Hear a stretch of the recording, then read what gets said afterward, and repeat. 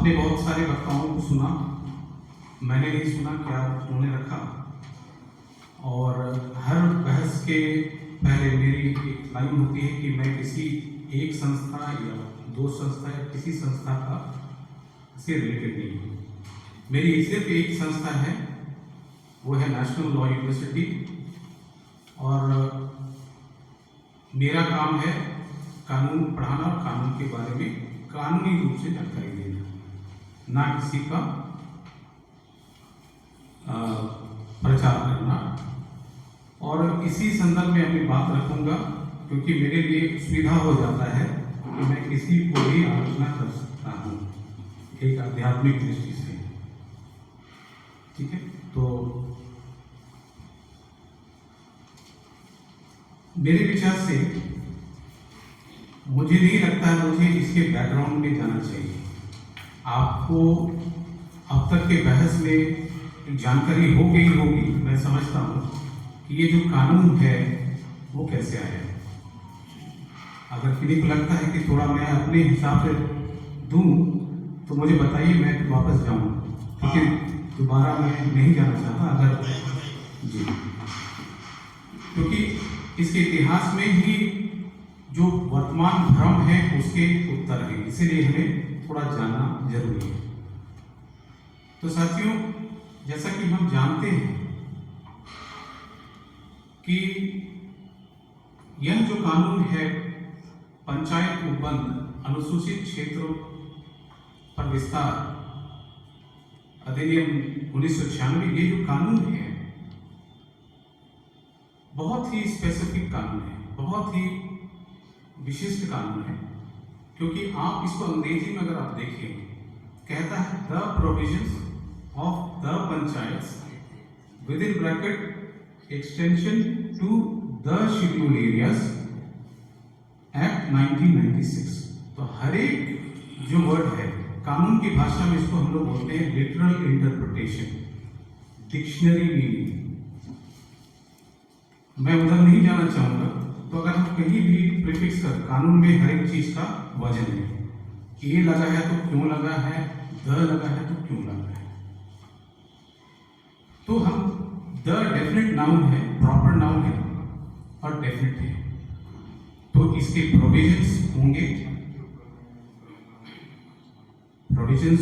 निश्चित डिफाइंड होंगे, और एक्सटेंशन होगा उन्हीं प्रोविजन का जो पंचायत से संबंधित है, द पंचायत, वो भी डिफाइंड होंगे संविधान में, और शेड्यूल एरिया भी डिफाइंड है। अब जब हम देखें कि शेड्यूल एरिया हमारा डिफाइंड है, हम नहीं जाना चाहेंगे 1874 से लेकर इतिहास बनी कि शेड्यूल एरिया ऐसा एरिया है जहाँ पे आप जनरल कानून लागू नहीं कर सकते हैं। उस वक्त गवर्नर जनरल हुआ करते थे भारत के, और वो अपने हिसाब से जब कानून को ओके करते थे तब जाके जो शेड्यूल उस वक्त के शेड्यूल डिस्ट्रिक्ट्स में ये लागू होता था। और वहीं से अवधारणा शेड्यूल डिस्ट्रिक्ट शेड्यूल एरिया की आती है। शुरुआत में शेड्यूल डिस्ट्रिक्ट एक्ट बना, फिर कालांतर में जब गवर्नमेंट ऑफ इंडिया एक्ट 1909 आता है, संशोधन होते हैं, 1919 का गवर्नमेंट ऑफ इंडिया आता है, उसमें होता है। तो दो एरिया को आंशिक वर्जित क्षेत्र और पूर्ण वर्जित क्षेत्र की तरफ वर्गीकृत किया गया। और जब हम स्वतंत्र होते हैं और हमारे पास भारतीय स्वतंत्रता अधिनियम बनता है, तो उसमें उसको देखते हुए और 35 का जो गवर्नमेंट ऑफ इंडिया एक्ट को देखते हुए संविधान में 5वीं अनुसूची और 6ठी अनुसूची आता है, और वो आपके गवर्नमेंट ऑफ इंडिया एक्ट का ही उसमें मेंशन होता है। इस तरह से शेड्यूल एरिया में ये कानून लागू हो रहे हैं, और जो आपके आंशिक वर्जित क्षेत्र हैं वो है अब का 5वीं अनुसूची क्षेत्र है। और जैसे मैंने कहा कि पहले गवर्नर जनरल होते थे, वो डायरेक्ट कोई भी सेंट्रल लॉ उनके अनुमति के बगैर उस क्षेत्र में लागू नहीं होते थे। जब स्वतंत्र हुआ भारत तो उसमें भी ये प्रावधान किए गए, लेकिन अब जो कानून है वो लागू होते हैं और गवर्नर जो है 5वीं अनुसूची के तहत उसमें अपवाद और उपांतर के तहत उसको लागू करता है। अगर लगता है कि इसमें अनुचित है तो उसको अपवाद और उपांतर से करता है। तो ये दो बुनियादी फर्क है। और अब है शेड्यूल एरिया तो संविधान में नहीं डिफाइंड है, लेकिन उसके लिए हम जाते हैं तो 1960-61 का टेबल कमीशन ने उसकी परिभाषा दी है। उसमें 4 कारक उन्होंने बताया है कि जहाँ आदिवासियों की बहुलता हो, एक ऐसा भौगोलिक क्षेत्र हो जहाँ पर प्रशासन किया जा सके, आर्थिक रूप से वो एरिया अन्य एरिया से पिछड़ा हुआ हो, ऐसे जो एरियाज हैं 4 कारण उन्होंने बताए और एक रैशनलाइज करने का कोशिश किया और उसी के ऊपर हम आज भी टिके हुए हैं। वो हमारा शेड्यूल एरिया हो। कालांतर में आबादी घटी, लेकिन फिर भी शेड्यूल एरिया ही है और इसके गजट नोटिफिकेशन हुए हैं राष्ट्रपति के माध्यम से 1950 में, और हमारे झारखंड में भी हम जानते हैं कि 12(3)(2) जो एरिया है वो शेड्यूल एरिया। लेकिन जब शेड्यूल एरिया इतना का इतिहास इतना पुराना है, तो भी जब पंचायत स्वतंत्रता के बाद ये अवधारणा आई कि आप जो है केंद्रीय कानून को डायरेक्ट आप नहीं लगा सकते, तो भाग 9 में पार्ट 9 संविधान का जो कि पंचायतों से संबंधित रखता है उसको संवैधानिक मान्यता दी गई। इसके पहले बहुत सारे कमिटीज बनी कि जो पूरे देश भर में स्वतंत्रता के पश्चात कौन सी मॉडल हम पूरे भारतवर्ष के लिए ग्रामीण क्षेत्रों में शासन का बनाएंगे। तो ये लगभग 50 के बाद 60-70 के दशक में बहुत सारी कमेटी बनी भूरिया, जिसमें Ashok Mehta committee, Balwant Rai Mehta committee, LM Singhvi committee, GVK Rao committee वगैरह वगैरह अपने मंतव्य थी। और एक बात हुआ कि देखिए अनुच्छेद 40 तो आपको कह रहा है कि जो नीति निर्देशक तत्व है वो कह रहा है कि राज्य सरकार 10 स्टेट कह रहा है कि 10 स्टेट मतलब राज्य सरकार ऐसे पावर और रिस्पॉन्सिबिलिटीज देगी पंचायतों को ताकि वो एक स्व संचालन या स्व एडमिनिस्ट्रेशन का यूनिट के रूप में उभर सके। ये 40 साल का क्या संविधान, उन्हीं के मद्देनजर देश ने त्रिस्तरीय व्यवस्था को लाया और राजस्थान पहला एक राज्य बना जिन्होंने अपने पंचायती राज कानून बनाया। और 1992 में चूंकि संविधान में ये प्रावधान था कि ये पंचायती राज व्यवस्था जो है अनुसूचित क्षेत्रों में हूबहू लागू नहीं हो सकती, इसीलिए एक प्रावधान लाया जिसको हम बोलते हैं आर्टिकल 243(m)(4)(b) और उसके तहत कहा कि अगर पंचायत को लागू करना है, एक्सटेंड करना है अनुसूचित क्षेत्रों में, तो आपको एक विशेष कानून बनाना पड़ेगा और वो केंद्र सरकार बनाएगी। तभी आप पंचायतों को जो भाग 9 में है उसको एक्सटेंड कर सकते हैं, एक्सटेंशन कर सकते हैं। अभी तक नहीं एक्सटेंड हुआ। तो इसी के आलोक में चूंकि ये कानून में बाध्यता है, तो सरकार ने, केंद्र सरकार ने एक कमेटी बनाई और जिसको कि हम सब जानते हैं भूरिया कमेटी। भूरिया कमेटी का गठन होता है माननीय दिलीप सिंह भूरिया के नेतृत्व में, और वहाँ पे हमारे अपने लोग भी होते हैं, स्वर्गीय Bandeep Ram ji, doctor P D Sharma ji और भी सारे लोग होते हैं। और 94 में, माफी कीजिएगा 95 में उन्होंने 2 रिपोर्ट सौंपा। पहला रिपोर्ट पेशा, दूसरा रिपोर्ट मेसा। पेशा जो है आपके ग्रामीण क्षेत्र के लिए और मेसा जो है ऐसे अनुसूचित क्षेत्र जो शहरी क्षेत्र में रहे हैं। और ये 2 पार्ट हुए, पार्ट 9 और पार्ट 9A। पार्ट 9 जो है संविधान का, उसको मान्यता मिली, दोनों को मिली। वो उसको अब है पंचायत को कानूनी अधिकार मिला, यानी संविधान का संचय मिला, वो भी संविधान का अभिन्न हिस्सा हो गया। साथ साथ 2 शेड्यूल आ गए, वो 11वां और 12वां। जब शुरुआत में संविधान बना तो हमारे पास 395 अनुच्छेद, 22 भाग और 10 शेड्यूल हुआ करते थे। अब है 12 शेड्यूल। और वो जो शेड्यूल भी आपके 1993 में ही लागू हो गए। 92 में हुआ अमेंडमेंट, 93 में लागू हो गए। और इस तरह से 2 शेड्यूल आ गए और हमको पंचायतों को संविधान के अंदर संरक्षण मिला। लेकिन उसी पार्ट 9 के तहत जो एक अनुच्छेद जिसका मैंने जिक्र किया, वो कहता है कि आपको पंचायत को अगर विस्तार करना है अनुसूचित क्षेत्रों में तो आपको एक केंद्रीय कानून बनाना पड़ेगा। और उसी के आलोक में भूरिया कमेटी का गठन और फिर ये रिपोर्ट आई। अब हम देखते हैं कि इतने साल हो गए, 96 में कानून आया, लेकिन उन्होंने कानून बनाया तो कानून के अंत में जो है उन्होंने कहा कि ये कानून जो है, जैसे बहुतों ने कहा कि आप इसके राज्य सरकार के, चूंकि पंचायत का विषय जो राज्य का है, केंद्र का है, केंद्र ने अपने कानून बनाने, राज्य का कर्तव्य है कि वो अब इसको अपने कानून में या फिर अलग से जो कानून बनाकर इसको विस्तार करें, एक्सटेंड करें। किसको? पैसा को, द प्रोविजंस को। प्रोविजंस कहाँ है? प्रोविजंस कहाँ है? सवाल ये है। तो प्रोविजंस आपके जो पंचायती राज के उस शेड्यूल में है और प्रोविजंस पंचायत के और भी धाराओं में है। उन्होंने ये नहीं कहा द प्रोविजंस इन 11 शेड्यूल, ऐसा नहीं बोला। उन्होंने बोला the provisions of the panchayat, बोला पंचायतों का उपबंध है।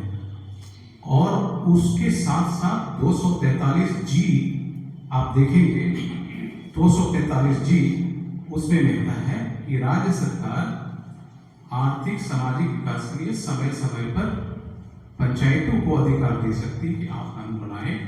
उसके साथ जो विषय जो है 11वीं अनुसूची में उद्धृत है विषय, 29 विषय 11 शेड्यूल में, 18 विषय म्यूनिसिपैलिटी के शेड्यूल में, उनको भी, उनके ऊपर भी पंचायत कर सकती है। यह बात अलग है कि कभी सारी चीजों में नहीं मिली, कुछ चीजों में मिली, ये अलग है इम्प्लीमेंटेशन का मुद्दा, लेकिन संविधान स्पष्ट रूप से कहता है। तो कहने का मतलब राज्य को ये अधिकार दिया गया। राज्य इसलिए लाई क्योंकि अनुच्छेद 40 ने कहा the state shall endow panchayat with powers and responsibilities to enable them to function the unit of self government। ये अंग्रेजी का शब्द है, देखो ये बाध्यता है। स्टेट शैल एंडो, किसको? पंचायत को। किस चीज के लिए? अधिकार के लिए, ये सब के लिए। किस लिए? ताकि वो एक यूनिट के रूप में आ जाए, स्व प्रबंधन की तरह अपना प्रबंधन अपना करे। और इस तरह से जो प्रजातांत्रिक विकेंद्रीकरण का जो सपना है उसको देखा गया, प्रजातांत्रिक रूप से आए। अब जब ये सारी बाध्यता है संविधान में, इसी के आलोक में हमारा ये पैसा एक्ट है और उसमें बहुत सारे प्रोविजंस हैं। अब इसमें भी, इस एक्ट में भी आप देखेंगे कि संविधान में बहुत सारी बातें हैं, उन बात को रहने दीजिए। लेकिन जब आप पंचायतों का अनुसूचित क्षेत्र में विस्तार कर रहे हैं तो वो सब्जेक्ट होंगे कुछ अपवाद और उपांतर का, जो कानून में लिखा हुआ, और अपवाद और उपांतर के तहत रहते हुए आप उनको विस्तार करेंगे। कहाँ पे? अनुसूचित क्षेत्रों में। तो कहने का मतलब है कि राज्य सरकार का कर्तव्य है उसको विस्तार करने की। और इस तरह से हम देखते हैं इसमें बहुत सारी समस्याएं भी आई। जैसे 2010 में केस फाइल होता है क्योंकि जब ये कानून आ गई, और 2001 में झारखंड पंचायती राज आए। 2000 में हम अलग राज्य के रूप में आए और इमीडिएटली 2001 में जेपी आ गए। और वहाँ पे कुछ जो धाराएं हैं जो कि पैसा के क्योंकि राज्य को ये था कि आपको करना है और आप नहीं करते हैं तो स्वतः ही 1 साल के बाद वो तो इम्प्लीमेंटेड है वो आ जाएगी। तो 25 दिसंबर 1997 से इन फोर्स है। आपने रूल बनाया नहीं बनाया उससे कोई मतलब नहीं, सेंट्रल एक्ट प्रिवेल कर रहा है वो स्पष्ट है। लेकिन जब भी राज्य बनाएगी कानून तो पैसा के आलोक में अपने राज्य के कानून में चीजों को रखेगी। ये प्रयास राज्य सरकार को करना, राज्य सरकार ने कुछ प्रावधान किए जैसे 2010 में जैसे सेक्शन 4G 4 का G रिजर्वेशन के ऊपर जो बातें थी उसको लेकर 100% का रिजर्वेशन आपको तीनों लेवल पे अनुसूचित क्षेत्रों में दिया गया। पंचायत स्तर पे मुखिया, प्रखंड पे प्रखंड प्रमुख, उसके बाद जिला में जिला, जो चेयरपर्सन होंगे एकल पद होंगे 100% रिजर्व। ये इस आलोक में उन्होंने कुछ लाया JPRA में, कुछ वहाँ के सेक्शन हैं और ये 2010 में एक कोर्ट केस का मामला बना। लोगों ने कहा कि आप 100% क्यों दे सकते हैं, क्यों देंगे। लेकिन अफसोस है हमारे झारखंड हाई कोर्ट ने उसको अवैध मान दिया। इस तरह से बहस हुई थी, उसको अवैध मान लिया। लेकिन जब ये मामला सुप्रीम कोर्ट गया तो सुप्रीम कोर्ट ने ये भूरिया कमेटी की सिफारिशों के आलोक में बहस हुई तो ये फैसला वहां पलट गया और बोला सुप्रीम कोर्ट ने कि यह बात सही है कि जनसंख्या का ह्रास हुआ है, लोग 50 हुआ करते थे, अब आके 27 पे हैं। लेकिन इस बात से नहीं नकारा जा सकता कि यह जो क्षेत्र है बाहरियों के आने के बावजूद भी प्राथमिकता अनुसूचित क्षेत्र है, अनुसूचित जनजाति का क्षेत्र है। तो जनसंख्या कोई मैटर नहीं है और वो मामला पलट गया सुप्रीम कोर्ट में। और आज जो चुनाव हुए और इसके तहत आए वो हमारे प्रतिनिधि ही मुखिया बन के इसी जजमेंट के आलोक में आए हैं। और JPRA को उन्होंने कह दिया कि ये सम्मत है। इस तरह से JPRA को कॉन्स्टिट्यूशनल बता दिया गया। 4G मेजर मुद्दा था, उसके साथ साथ और भी चीजों को बोल दिया गया जनरली क्योंकि संगत है, पैसा से संगत है JPRA। अब हम थोड़ा सा आते हैं थोड़ी भ्रम की स्थिति। तो इस तरह से एक संगत का हमारे पास आ गया। यहाँ भ्रांतियां कहाँ हैं? भ्रांतियां एक हमारे समझ, एक जो समझ है आम पब्लिक का जो संविधान को अपने हिसाब से करती है, जो समझती है या यहाँ वहां से जानकारियों के आलोक में देखती है, और एक समझ है तकनीकी और वैधानिक। तो हम समझे इसको वैधानिक बोलते क्योंकि कानून है। उन्होंने भ्रांति नंबर 1, क्या आप पैसा कहें, क्या आप पैसा कहें। तो मेरा मानना है हर एक इसके शॉर्ट टाइटल में प्रोविजंस ही लिखा हुआ है, मैं उस बात से नकार नहीं कर रहा हूं। तो आप इसको पी पैसा कहेंगे तो आप कहीं बहुत बड़ा गुनाह नहीं करेंगे। लेकिन अगर आप पी पैसा कह के कुछ अगर कहते हैं कि कुछ नया अवधारणा विकसित होता है तो आप उसको बताएं।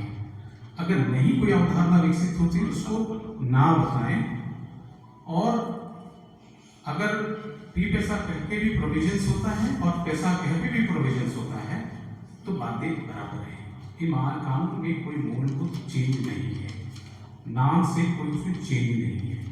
उसमें जो सारे जो इसके सेक्शन है वही रहेंगे, कानून की आत्मा वही रहेगी, आपको उसी कानून के तहत करना है। आप वही जैसे कि हम वन अधिकार कानून को संक्षेप में बोलते हैं FRA 2006 फॉरेस्ट राइट्स एक्ट 2000। हम नहीं बोलते हैं कि वो अनुसूचित जनजाति और अन्य परंपरागत वन निवासी वनों पर अधिकार अधिनियम 2006 ऐसा तो कोई नहीं बोलता है, लेकिन वो भी बोल दिया तो कोई गुनाह नहीं है। तो भ्रम की सवाल नहीं है। इस तरह से लारा का जो कानून है हम लोग लारा बोलते हैं, लेकिन वो land acquisition rehabilitation resettlement act, उसके ऊपर right to fair transparency and compensation, इतना तो कोई नहीं बोलेगा। तो आम भाषा में हम इसको कैसा बोले, और यही चीजें जो कोर्ट के डॉक्यूमेंट में है, जो इसके हिमायती हैं कोर्ट में भी पैसा बोले, वो भी पैसा नहीं बोले, पैसा बोल के भी पैसा से ही मतलब है, प्रोविजंस की ही बात है, क्योंकि उन्हीं का विस्तार है। तो ये भ्रम। दूसरा भ्रम कि जेपीआरए जो है उसके माध्यम से पैसा कानून को पैसा कानून नहीं बल्कि जेपीआरए को थोपा जा रहा है। पैसा नहीं है उसमें, जेपीआरए को थोपा जा रहा है, ये बात। और तीसरा है कि सरकार जेपीआरए के तहत नहीं बना सकती है। तो मेरा इसमें मानना है कि मानना क्या है, कानून में ही है, आपका कोई भी केंद्रीय कानून का एक एनेबलिंग प्रोविजन, एनेबलिंग मतलब जो प्रोविजन जो है आपको रूल बनाने के लिए जरूरी होता है। जैसे फॉरेस्ट राइट एक्ट में क्या है, फॉरेस्ट राइट एक्ट में एक सेक्शन होगा जो कहेगा कि इस एक्ट के तहत में इस अनुच्छेद, इस सेक्शन के तहत राज्य या केंद्र सरकार, जो भी इसका है, केंद्र सरकार नियम बना सकती है और उसको ही कोट करते हुए सरकार बोलेगी कि इस नियम के तहत हमको पावर है कि हम इसको ऊपर नियम बनाएं। और ये कहाँ है, या तो उसके अपने एक्ट में होगा और नहीं होगा तो उसको कहीं तो होगा। क्योंकि ये पैसा है, इसमें कोई एनेबलिंग प्रोविजन नहीं है, तो हम कहाँ ढूंढेंगे, या तो हम अपना स्टेट का पंचायती राज में ढूंढेंगे, इन एब्सेंस कहाँ ढूंढेंगे। और मुझे लगता है जो इन्होंने बनाया वो भली भांति जानते थे कि एनेबलिंग हम नहीं देने से भी, चूंकि पंचायत का विषय हो और राज्य सरकार का विषय है और राज्य को ही इसमें बनाना है, और कई सारे राज्यों ने इसी का करके रेफर करके अपने नियमावली बनाए हैं, तो नहीं देने से भी वो ऑलरेडी, क्योंकि विषय तो बटे हुए हैं, तो उसी के अंदर वो बनाएंगे। तो ये सिर्फ उसको शक्ति दे रहा है, इसका कतिपय ये कारण नहीं है कि वो उसके माध्यम से जेपीआरए थोपा जा रहा है, उसको लीगली प्रूव भी करना है कोर्ट में कि हमने जो कानून बनाए हैं प्रोसेस के थ्रू बनाए हैं, रूल मेकिंग प्रोसेस का ये प्रोविजन है, ये आप भी नहीं हटा सकते हैं, सरकार भी नहीं हटा सकती। तो ये व्यर्थ बहस है कि उसको हम कोर्ट किए तो जेपीआरए हुबहू लागू हो गया, पैसा गायब हो गया, ऐसी बात नहीं है। अब रही बात, तो सरकार, राज्य सरकार को ही वो है और राज्य सरकार ही को बनाना है। कई लोगों ने अपने अपने हिसाब से इसको व्याख्या की और हमने देखा है लोगों ने आर्टिकल 244 को ही एनेबलिंग बना दिया, 5वीं अनुसूची को एनेबलिंग उठा के बना दिया। गवर्नर को बोल रहे गवर्नर बनाएगा, क्या संविधान में ऐसा है? क्या कुछ सरकारों ने किया इस तरह से? नहीं ना। तो फिर उसमें बहस नहीं होनी चाहिए कि कौन बनाएगा। अब मैं आता हूं इसके कुछ कुछ प्रावधानों पे, जो जेपीआरए में, जो जेपीआरए एक, और तीसरी जो है बहस की भ्रम जो है कि आप मुखिया को फिर हमारे क्षेत्र में थोप रहे हैं, मुखिया को थोप रहे हैं। कुछ लोग का मानना है कि मुखिया हटाओ और ग्राम सभा के माध्यम से सारा कुछ चलना चाहिए। ये भी एक भ्रम है, कंफ्यूजन है। इसलिए मैं मानता हूं क्योंकि मुखिया जो है वो द पंचायत का हिस्सा है और इस पूरे देश में मुखिया का सिस्टम त्रिस्तरीय व्यवस्था रही है और मुखिया को एम्पावर करने के लिए इलेक्शन का प्रोविजन जो है द पंचायत भाग 9 के ही अनुच्छेद में है। तो आप मुखिया को हटा के पंचायत की कल्पना ही नहीं कर सकते। क्यों? क्योंकि उन्होंने बोला है एक्सटेंशन किसका? विस्तार पंचायत का, और पंचायत में मुखिया होगा ये डिसाइड किया हुआ है उसके पहले की कमेटी ने, जिसको कि सेंट्रल लॉ मांगे, और उसी पंचायत का आपको एक्सटेंशन है। तो आप एक्सटेंड कर रहे हैं कहां पे? अनुसूचित क्षेत्र में, तो मुखिया भी एक्सटेंड होगा ना, क्योंकि पार्ट 9 का एक प्रावधान है 243(4)B जो पेशा को जन्म दे रही है। अगर हम इसको आम भाषा में समझे, पार्ट 9 होगी माता। मां के गर्भ से 243(4)M के तहत पेशा आ गया। तो जब पेशा आया तो क्या मां को खा जाएगा, विलोपित कर देगा? क्या नहीं करेगा, क्योंकि वो तो उसी का विस्तार कर रहा है। 243(M) पार्ट 9 का ही हिस्सा है। तो ये कंफ्यूजन भी होनी चाहिए कि मुखिया नहीं रहेगा, मुखिया भी रहेगा, लेकिन अपवाद और रूपांतरणों के तहत रहेगा। अपवाद है 4G कि आपके अन्य क्षेत्रों में मुखिया अलग होंगे, लेकिन जो अनुसूचित क्षेत्र है 4G के तहत में आदिवासी होगा। आदिवासी के लिए 100% आरक्षित है। ये अपवाद हो गया। इसी अपवाद रूपांतरण के तहत इसको विस्तार करना है।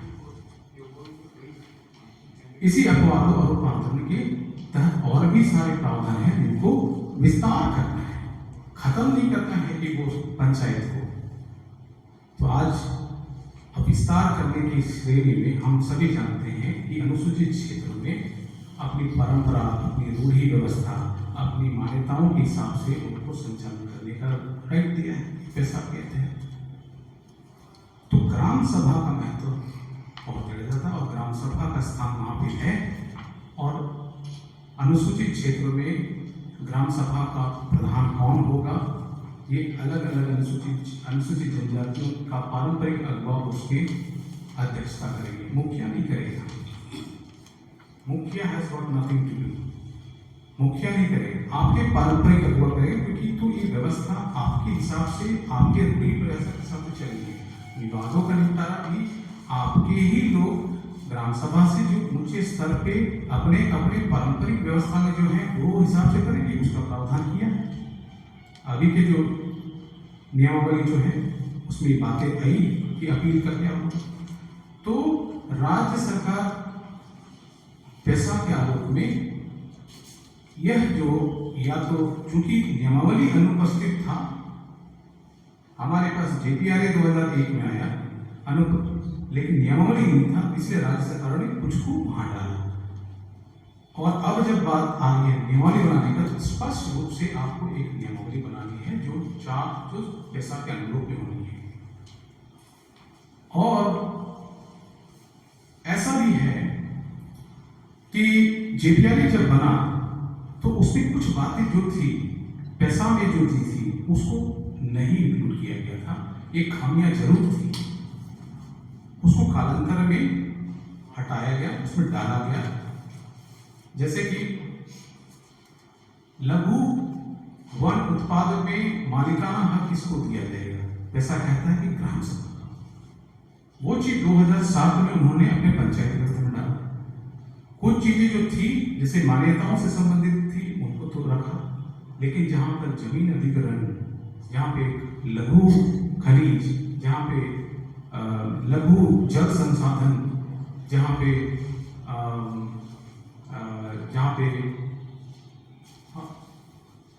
लैंड रेस्टोरेशन, इन सब बातों को वहां पे स्पष्ट नहीं किया गया।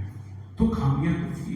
अब उन खामियों को दूर करने का दायित्व है सरकार को नियमावली बनाना। और ऐसे ही अन्य राज्यों में भी अपने अपने जगह पे 8 जो राज्य हैं उन्होंने अपनी नियमावली बनाई है। और 2 राज्य जो हैं झारखंड और उड़ीसा, अभी तक कोई नियमावली नहीं बनाई है। और हम उस नियमावली पे आज डिस्कस कर रहे हैं जो हमारे बीच है, ड्राफ्ट के रूप में हम लोग के बीच है। तो इस तरह से कंफ्यूजन जो है हमारे समाज को लेकर है। और मैं ये भी कहना चाहूँगा कि कुछ जो चीज़ें हैं, क्योंकि इस कानून पे पहले भी बैठक हो चुकी है, एक ड्राफ्ट बन के ऑलरेडी सरकार के पास गया, सरकार ने उसको लोगों से फिर पब्लिक डोमेन से मंतव्य मांगा, फिर वो विधानसभा में गया, चुनाव आ गया, रुक गया, फिर अभी है आ रहा है। तो कुछ चीज़ों को डाला गया है, कुछ छोड़ा गया है। तो प्रयास होना चाहिए कि इस कानून में जो ड्राफ्ट आया है उसमें क्या जो बातें हैं वो नहीं है, बनस्पत कि जेपीआरए थोपा जा रहा है, बनस्पत की पंचायत को हटाओ, क्योंकि उसका जो प्रोटेक्शन है वो तो संविधान साहब है, आप उसको कैसे हटाएंगे? आप अमेंड कीजिए संविधान, और हटेगा तो सिर्फ झारखंड की क्यों हटेगा, सारी जगह से हटेगा। तो हम अपनी जो एनर्जी है हम उधर ना लगाएं, हम इधर लगाएं, क्योंकि आप देख सकते हैं इसमें कुछ कुछ प्रावधान है जो अपडेटेड कहा गया है, और इसका तुलनात्मक हम लोगों ने किया है पैसा एक्ट के तहत से, और जो पुराना जो हम लोगों ने दिया था उसके हिसाब से। तो कुछ कुछ बदलाव हो रहे हैं, सकारात्मक बदलाव की हम स्वागत करते हैं, उस तरफ हम लोग का प्रयास हो, और तभी हम कोशिश हो कि यथासंभव सारी बातें आ जाए। देखिए जो बातें आए वो कॉन्स्टिट्यूशन संविधान के परिप्रेक्ष्य में आए। जैसे अभिप्राय शब्द पैसा का भी था, अभी भी उसमें गुंजाइश है। आप देखेंगे कि जब पुराना जो ड्राफ्ट बना था उसमें यह नियमावली का अधिनियम से अभिप्राय था झारखंड पंचायती राज अधिनियम। अब जो बदलाव हुआ है वो है अधिनियम से अभिप्राय है पैसा, ठीक है। उसके पहले वाले में धारा से जो था अभिप्राय, धारा का अभिप्राय है पंचायती राज की धारा है। अब इसमें भी डिस्कनेक्ट है, वो देखना पड़ेगा। और अभी जो सुझाव आ रहा है कह रहे कि धारा से अभिप्राय है, क्योंकि हमने एक्ट पैसा उठाया तो पैसा की धारा है, लेकिन डिस्कनेक्ट कहाँ हो सकता है, क्योंकि कंकरेंट लिस्ट का मैटर है। धाराओं से मतलब हो सकता है स्टेट की, हो सकता है सेंट्रल की। स्टेट की धारा पैसा, अगर अपवादों और उपांतरों को छोड़ दे तो बाकी चीज जो अनुसूचित जनजाति के ऊपर भी लागू होते हैं, फायदा जो होते हैं वो तो पंचायत का फायदा, तो उसका फायदा से हम हट नहीं सकते। तो हो सकता है कि धारा का मतलब दूर हो सकता है, लेकिन इसमें अभी और चिंतन की जरूरत है, और भी चीजों को देखने की जरूरत है। और कुछ कुछ बातें जो हैं जो उभर के आई हैं जो सकारात्मक है, जैसे लैंड एक्विजिशन, भूमि जो अधिग्रहण है। पैसा कहता है कि भूमि अधिग्रहण अगर गैर कानूनी ढंग से हुआ है, लैंड अधिग्रहण एलिनेट हुआ है, चला गया है गैर कानूनी ढंग से, तो उसको रिस्टोर करने का पावर ग्राम सभा को है। ये चीज इसमें लिखी हुई है कि पहला ग्राम सभा को ही है, लेकिन साथ में ये नियमावली में लिखी हुई है कि अगर नहीं होता है, ग्राम सभा सशक्त नहीं कर पाती है, तो वो उपायुक्त को सूचित करेगा।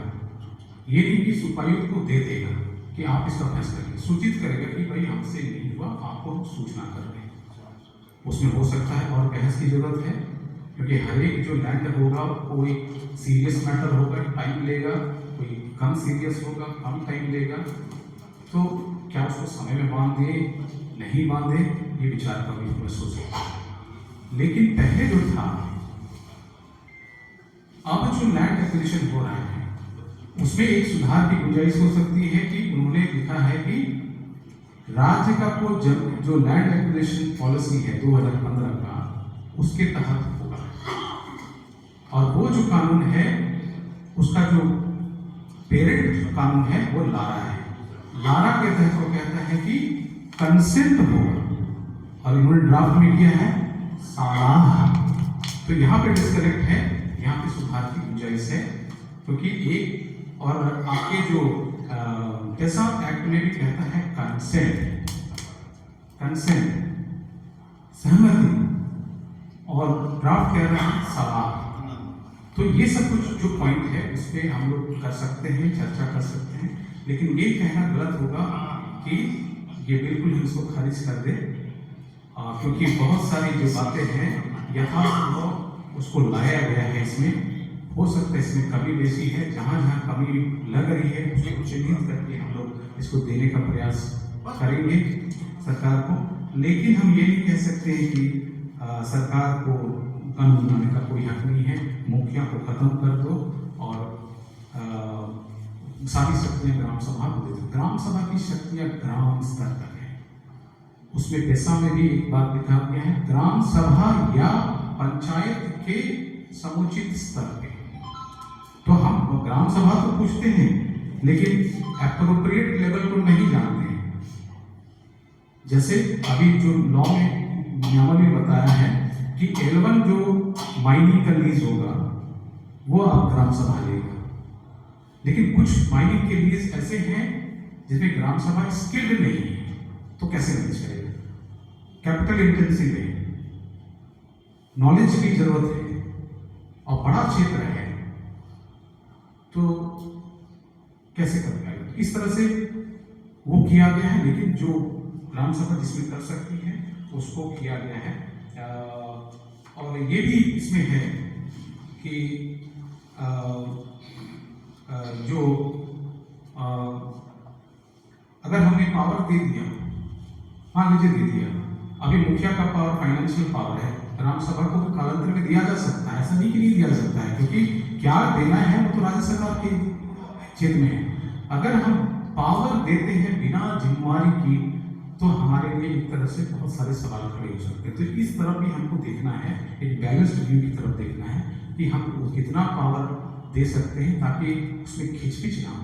आज हम जानते हैं जिस तरह से हमारे ग्राम सभा की जो हालात है, ना गठन हुआ है, ना कई जगह गठन हुआ है तो कार्रवाई नहीं चलती है, कार्रवाई चलती है तो कोरम नहीं पूरा होता है, कोरम पूरा होता है तो फिर एक फेक ग्राम सभा भी आ जाता है, बहुत सारे बिचौलिए उस पर हावी हो जाते हैं। तो ये सब एक बहुत कहें तो सुधार की गुंजाइश है। हम वहाँ पे बेहतर काम करें और कालांतर में हम सरकार से बार्गेन करें कि अब हम सफल हो गए, हमको आप और पावर दीजिए। और ग्राम तो सरकार के ये अधीन है कि आपको किस तरह से आपको एक स्वतंत्र इकाई के रूप में विकसित करें।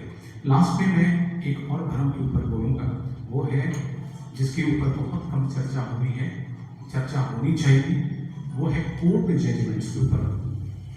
कोर्ट जजमेंट्स को लेके एक तरफ सरकार का पक्ष है कि देखिए 4G के तहत अब राकेश कुमार के केस में सुप्रीम कोर्ट गए, उसने तो कह दिया कि रिजर्वेशन भी जायज है तो संवैधानिक है ही है, उसके साथ अन्य जो प्रावधान है जैसा कि वो भी संगत है। ये मेरे विचार से थोड़ा सा जनरलाइजेशन होगा। और पैसा में एक प्रावधान दिया है जो एक तरह से डेड लेटर है लॉ का। वो कहता है कि जो जिसपे की चर्चाएं होती है कि अनुसूचित क्षेत्र में 6ठी अनुसूची का जो पैटर्न है उसको लागू करने के लिए राज्य सरकार प्रयास करेगी। पैटर्न को 6ठी अनुसूची का कहाँ पे? डिस्ट्रिक्ट लेवल पे। और 2010 में इस मामले पे पीएस सोरेन का एक केस फाइल होता है कि आपने इसको नहीं किया है जिला स्तर के लिए एडमिनिस्ट्रेटिव। और ये मामला हाईकोर्ट में जब सुना गया तो हाईकोर्ट ने कहा कि देखिए ये मामला राकेश कुमार के मामले में प्रूव हो गया है कि 4G के साथ साथ सब संगत है, इसलिए 4O भी संगत है। और उस जजमेंट को अगर हम आलोचनात्मक दृष्टिकोण से देखें, विश्लेषण करें, तो जो बातें भूरिया कमेटी राकेश कुमार के केस में सिफारिश भूरिया कमेटी ने सिफारिश की थी और उन बातों को जो राकेश कुमार के केस में रखा गया था, वैसी सिफारिशों को 4O के तहत जो सिफारिशें थी उसको अफसोस है कि हाईकोर्ट में रखा गया। और आप भूरिया कमेटी जो कि इसका जन्मदाता है, बिना उसको समझे आप कोई भी चीज वहां पे उसको बहस नहीं कर सकते। उन्होंने कहा कि अभी सरकार कहेगी 5वीं अनुसूची का फ्रेम 6ठी अनुसूची का जो फ्रेम है वो 5वीं अनुसूची के लिए उपयुक्त नहीं है। क्यों कहती? क्योंकि उनको दिखा है कि जजमेंट में कह दिया है, लेकिन हम आलोचनात्मक कह रहे हैं। आप भूरिया कमेटी पढ़े, भूरिया कमेटी के पेज नंबर मुझे याद नहीं है, मेरे पास है, उन्होंने अपने स्पष्ट लिखा है कि 6th शेड्यूल फ्रेम सूटेबल, 6ठी अनुसूची का पैटर्न उपयुक्त किसके लिए? 5वीं के लिए। और उन्होंने इसका कारण भी बताया है। कारण बताया है कि देखिए जो प्रशासनिक ढांचा है ना, ब्यूरोक्रेटिक अपैरेटस जो है वो आदिवासियों के दिलों को छू नहीं पाई है। अंग्रेजी में बोला, the bureaucratic apparatus has not touched the tribal chord, not touched the tribal chord. दूसरा,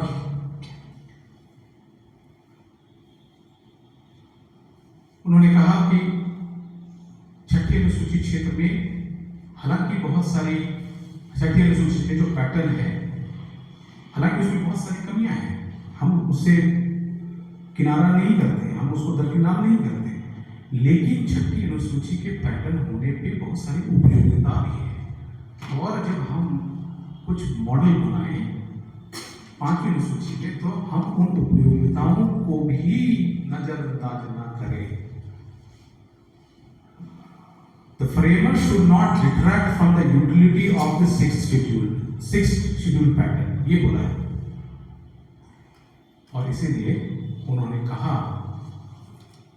therefore we hark, HARK, therefore we hark on the pattern of sixth schedule, ये उनका शब्द है। इसीलिए हम दबाव देते हैं, इसीलिए हम उसको कहते हैं कि आप कीजिए। और लास्ट में उन्होंने कहा कि जो स्वायत्ता की बात है ना, स्वायत्ता जो है नॉन मैनिपुलेबल है, आप उसके साथ छेड़छाड़ नहीं कर सकते। और स्वायत्ता का भी उन्होंने अर्थ बताया कि स्वायत्ता का मतलब क्या, स्वप्रबंधन। स्वायत्ता मतलब स्वप्रबंधन, और स्वप्रबंधन के लिए आपको अनुसूचित क्षेत्रों के शेड्यूल 5th शेड्यूल में जिला स्तर पे आपको एडमिनिस्ट्रेटिव रिस्ट्रक्चरिंग करना होगा, ये उनका शब्द है। और ये जो एडमिनिस्ट्रेटिव रिस्ट्रक्चरिंग करना होगा, कुछ सालों में सरकार को करना होगा, ये भी लिखा है। अफसोस है, हमारे विद्वत जन कोर्ट में इस बात को रखा है। अंत तक क्या हुआ, हम केस हार गए। सरकार को बताया गया, सरकार ने बताया, उनके महादेवता ने बताया कि हुजूर सेक्शन 73 JPRA में तो पैटर्न दे दिया गया है। क्या दिया है? 73 में आप पढ़िएगा JPRA को। उन्होंने बोला कि जिला स्तर के लिए ये पावर, प्रखंड स्तर के लिए ये पावर, पंचायत समिति के लिए ये पावर, यही है पैटर्न हुजूर। और यही पैटर्न है, उससे स्वायत्ता का मतलब पूरा हो गया, इसीलिए 4O पूरा हो गया। भोरिया कमेटी तो कुछ और कुछ करना, क्या आपने उसको रखा? नहीं रखा। नतीजा क्या? केस हार गए। SLP गया सुप्रीम कोर्ट ने बोल दिया कि मतलब ही नहीं सुनने का। और ये भी कहा कि पहले वाले जो असिस्टेंट डायरेक्टर झारखंड पंचायती राज के विभाग के कोई असिस्टेंट डायरेक्टर थे, उन्होंने भी एक लेटर निकाला था कि हमको इस आलोक में करना है। उस लेटर को भी सुप्रीम कोर्ट ने, माननीय सुप्रीम कोर्ट ने कहा कि एक कोयल गर्मी नहीं ला सकती है। इस एक लेटर का उदाहरण देके आप नहीं कह सकते हैं कि सरकार ने ऐसा नहीं किया। वहां पे कहीं कोरिया कमेटी का जिक्र ही नहीं है। नतीजा हम केस हार गए। और वो जो पार्ट है अभी भी नियमावली में नहीं है, लेकिन एक हम देखते हैं कि किस तरह से हमारे जजमेंट में जो मेरिट बेस होना था, जिस तरह से राकेश कुमार में हमने जीता, असंवैधानिक को संवैधानिक किया, उसका कारण भूरिया का सिफारिश बना। लेकिन पीएस सोरेन में चूंकि हमने भूरिया को नहीं बताया, तो हमारे हार का कारण बना। और वो जो पार्ट है एक मृत सेक्शन बन के रह गया है 4। तो इस तरह से उसमें भी भ्रांतियां हैं कि भाई हम उसको कर सकते हैं कि नहीं कर सकते। तो वर्तमान में जो कोर्ट में जो निर्णय आया, उससे सभी बातें हैं, लेकिन एक द्वार अभी भी है कि अगर वो केस मेरिट पे नहीं आर्ग्यूड है, तो वो फिर एक लीगल मैटर बन सकता है, और इस लीगल मैटर को यथासंभव उठाया जा सकता है, और इसको अगर संभव हो तो उसके आलोक में बाद में इसके ऊपर कुछ विचार विमर्श किया जा सकता है। तो ये भ्रम की स्थिति नहीं होनी चाहिए। क्या संविधान के तहत हमें मिला है, क्या हम कर सकते हैं, ये दो अलग अलग चीजें। वर्तमान में चूंकि 28 साल हो गए हैं, तो हमारा प्रयास ये होना चाहिए कि जो नियमावली है हमारे पास, वो यथासंभव पैसा के आलोक में हो, और जो इनको ड्राफ्ट में जो बनाए गए हैं, उन्होंने बनाया है, फर्स्ट ड्राफ्टिंग में हम लोग भी थे, सर भी थे, हम लोग जानते हैं कि क्या चीज़ वहाँ डाले गए हैं, जो चीज़ हमने सिफारिश दिए हैं वो भी कुछ आए हैं, नहीं आए हैं। तो फिर से अगर मौका मिले तो इसके ऊपर विचार हो, लेकिन जो विचार हो वो संविधान की पृष्ठभूमि के अंदर हो, और हम वो मांग करें जो कि सरकार भी माने और जिसको कि क्रियान्वयन भी किया जा सकता है अन्य प्रावधानों को देखते हुए।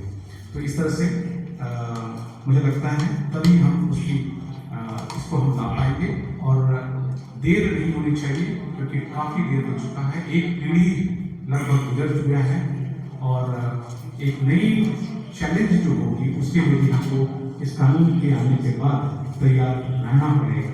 ऐसा नहीं कि ये कानून आ गया और हम निश्चित सो गए, क्योंकि ग्राम प्रधान की भूमिका कई गुना बढ़ जाएगी, हम एक व्यवस्था से जुड़ जाएंगे, हमारे पारंपरिक व्यवस्थाओं को जीवित करना पड़ेगा, उनको एक वैधानिक ट्रेनिंग देनी होगी कि आप कैसे मैनेज करेंगे, बाजारों का प्रबंधन कैसे करेंगे, आप कैसे अपने व्यवस्था को चलाएंगे, वहाँ से वो अपील जाएगा तो उस अपील को आप कैसे आगे बढ़ाएंगे।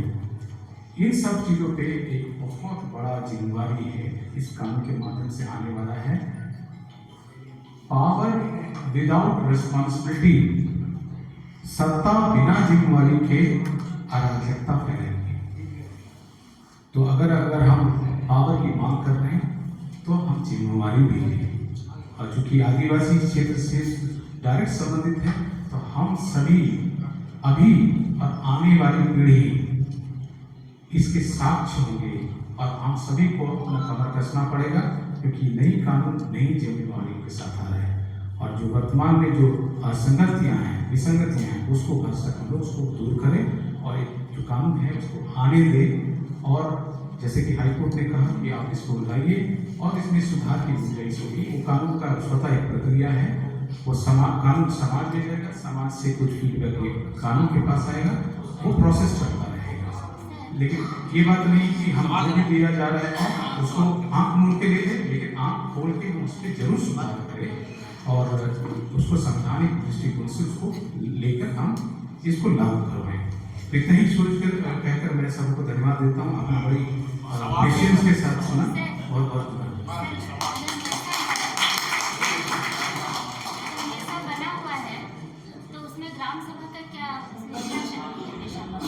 जी।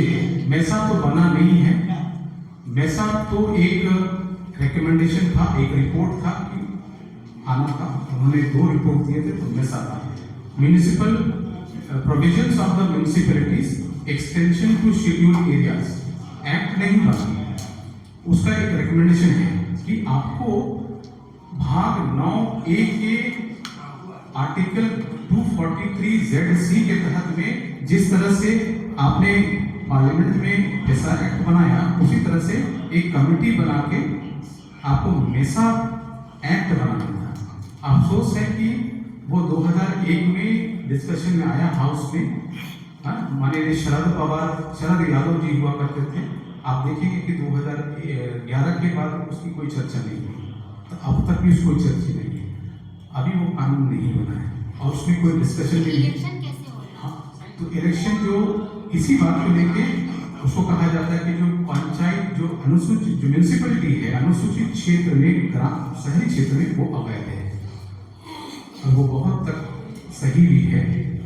केस टू केस देखना पड़ेगा, और उस केस में कानून बनना चाहिए, क्योंकि कानून नहीं बनने से शहर में जो आदिवासी हैं वो उनके ऊपर म्यूनिसिपैलिटी थोपा जा रहा है, और उसके साथ क्या हो रहा है कि उनकी परंपरा से जो संचालित है वो अधिकार उनको नहीं मिला है, वो अपने में है, लेकिन जो कानून का संरक्षण मिला हुआ है कैसा में ग्रामीण क्षेत्र, वो शहर में जो आदिवासी हैं अनुसूचित क्षेत्र उनको नहीं।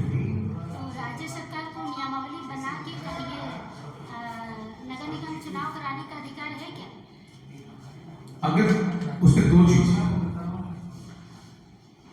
देवाशीष सोरेन बनाम स्टेट ऑफ झारखंड का एक केस हुआ था, थोड़ा सा आपने सवाल पूछा, देवाशीष सोरेन आप लिख सकते हैं, पढ़ सकते हैं, देवाशीष सोरेन बना स्टेट ऑफ झारखंड का केस हुआ था, उसमें ये बात उठी थी कि रांची म्यूनिसिपैलिटी एक्ट जो है उसमें संशोधन हुआ था और उस संशोधन को चैलेंज किया गया था कोर्ट में कि ये तो गैर कानूनी है।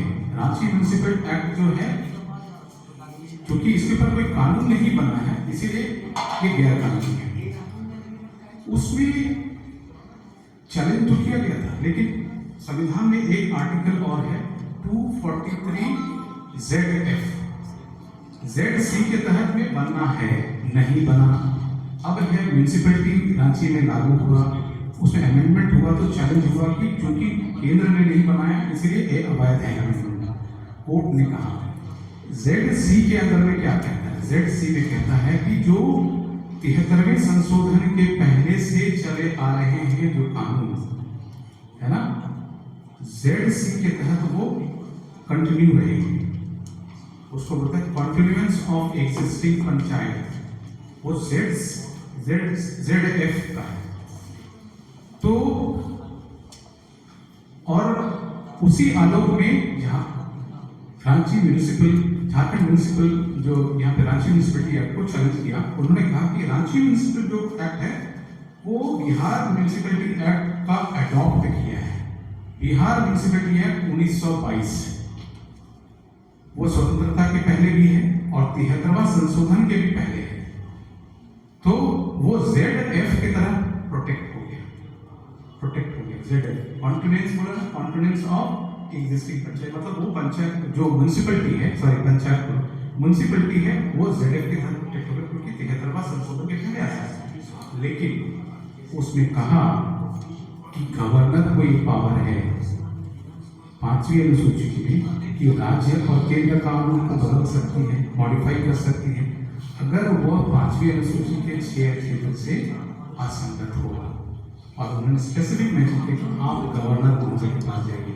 इसीलिए एक तो है कि वैसे कानून जो 73वां संशोधन के पहले चल रहे हैं और जैसे झारखंड जैसे राज्य को उन्होंने अडॉप्ट किया है तो वो कॉन्टिन्यूएंस है, इसलिए वो प्रोटेक्ट हो गया। लेकिन वैसे जो म्यूनिसिपल कानून जो बन रहे हैं जो 73वां संशोधन के बाद बने हैं, चूंकि वो ZF की तरह प्रोटेक्टेड नहीं होंगे, वो नहीं होंगे। और वो क्योंकि संसद को ये कानून बनाना है 243 ZC के तहत में तो नहीं बनाया, तो वो आप कह सकते हैं कि वो अवैध है। और मैं उस बात पे आपसे सहमत हूँ, वो ऐसी कानून को चैलेंज करना चाहिए और केंद्र सरकार को कानून बनाना चाहिए। इस पर भी हम लोग का फोकस होना चाहिए। नहीं बनने से नतीजा हो रहा है कि झारखंड जैसे राज्य में लगभग एक डेटा है जिसमें कि मुझे याद नहीं आ रहा है, 40 के आसपास या कुछ है जो म्यूनिसिपैलिटी का विस्तार हुआ है अनुसूचित क्षेत्र शहरी आबादी में, वो असंवैधानिक है। इसके बाबत सुंदरगढ़ आदिवासी जिला एडवोकेट ने केस भी फाइल किया और भी जगह से केस फाइल हुए हैं। 3 केस है झारखंड से गया है, लेकिन अनफॉर्चुनेटली उस पर मेरिट पे बहस नहीं हो रही है क्योंकि जज साहब जो डिस्कशन होता है कोर्ट में उसी के ऊपर फैसला देते हैं। तो जो हमारे अधिवक्ता हैं, कानून के जो जानकार हैं, उनका रोल बहुत अहम हो जाता है। जज को कानून नहीं आता है, जज को उतना ही आता है जितना कि अधिवक्ता ने बताया। कोई भी केस उस बहस में जो दिए तथ्यों और प्रमाणों के आधार पर निर्णय होता है, क्योंकि जज कोई नया फैक्ट अपने से नहीं उठाएगा, आपको देना है, आपके जो वकील हैं उनको देना है, और नहीं दिया तो गलती हमारी असंवैधानिक है ना सर, असंवैधानिक है। बस कहिए। और इसी तरह से पूरे हिंदुस्तान में द वायर की एक रिपोर्ट है जिसमें कि लगभग 400 म्यूनिसिपैलिटीज असंवैधानिक है। बिना किसी सेंट्रल कानून के होते हुए उन्होंने उसका विस्तार किया। अब हम अगर नहीं मांगे तो कल ग्रेटर रांची में हमारा रामपुर का भी सिवलिया और इधर के गांव विस्तार हो जाएगा, आपके साइड में विस्तार हो जाएगा। अब आप पैसा के बेनिफिट से वापस आ जाएंगे बिना किसी संवैधानिक सुरक्षा के।